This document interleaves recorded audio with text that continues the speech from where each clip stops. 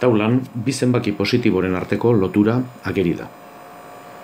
Ikusten duzue, taula hontan, x-ek hartzen dunean 0,02 balioa, ida 300, x 0,0 bat denean i60, x 0,2 i 30, x 0,5 i 12, x bat i 6, x bi i 3, punto suspensiboak. Eskatzen digute, ea zein den bere adierazpen grafikoa.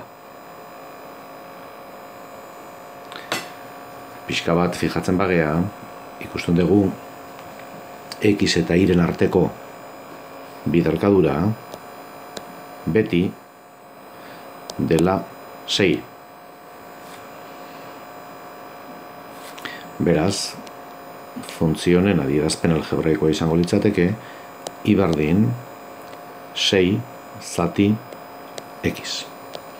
Usteko, normala den bezala, i aldagai, menpeko aldagaia bakanduta. Esaten digute, adierazteko grafiko baten bitartez. Egiten ditugu. Gutxi gora bera. Ardatzak, x ardatza eta y ardatza, dakigunez, zenbakitzailea positiboa izategatik, irudikatuta egongoala lehen kuadrantean eta hirugarrenean. Negatibo izango balitz, egongo litzateke bigarren eta laugarren kuadrantetan. Zenbait balio emango dizkigu x-i, x bat denean, adibidez, hemen daukau, ida 6, bat, bi, hiru, lau, bost, 6. X bi denean izango litzake i 3.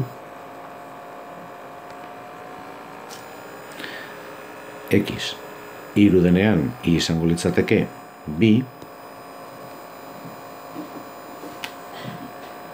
X 6 balio hartzen dunean i izango litzateke bat, beraz, gutxi gora bera, jakin dezagun badakigu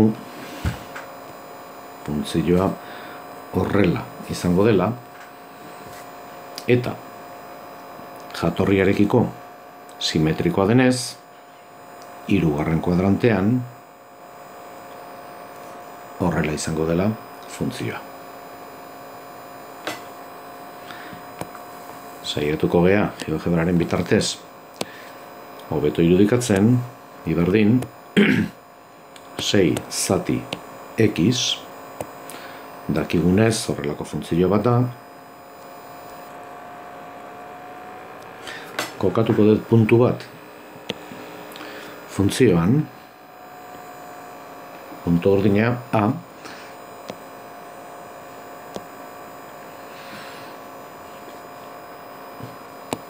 jarriko ditut haren koordenatuak,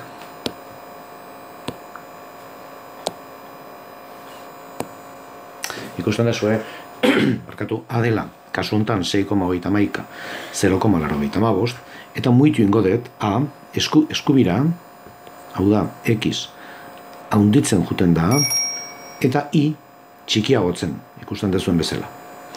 Hau da, i, zerotik gero eta gertuagoa egongo da.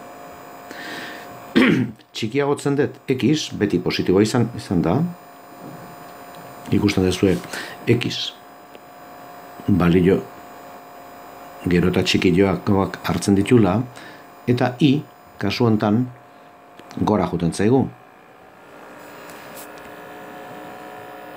Kasu honetan x da 0,39 eta i-a dao 15,38. Hau da, i infinitorantz doa x 0-ra hurbiltzen denean.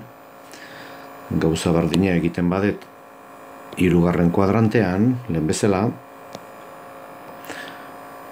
koordenatuak jarriko dizkiot, B puntua mugitzen badet ezkerraldea, hau da, x egiten baldin bade gero eta handigoa baino negatiboa, ikusten duzu, funtzioa gero eta hurbilago dago zerotik baino negatiboa, ikusten duzu gero eta txikiagoa dela. Aldiz, hurbiltzen banaiz zerora,